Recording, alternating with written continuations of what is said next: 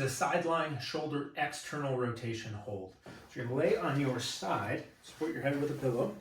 Get your body straight up and down, so straight vertical. And then we're gonna start with the elbow at 90 degrees, but we're gonna bring the arm up into this position. I'm gonna hold a weight here. Wrist is in neutral, forearm parallel to the ground.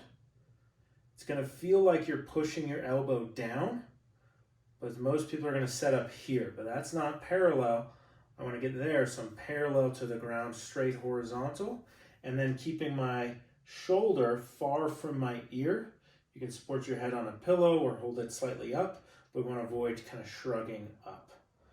We're going to hold for typically about 30 seconds, and I've been going about 15, 20, and this elbow's starting to creep up, so I'm going to draw it back down and hold there. We should feel a lot of work somewhere in this area.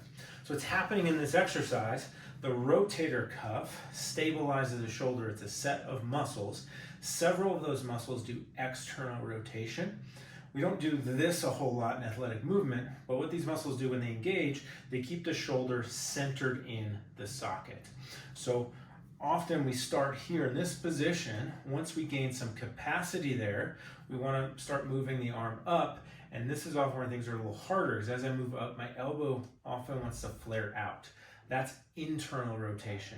If my elbow flares out, this part of the shoulder often goes forward and up. That can load into the neck. The shoulder blade can come up. That can affect the biceps tendon. A number of different things with that, called the kind of chicken wing, but then the front of the shoulder can come forward.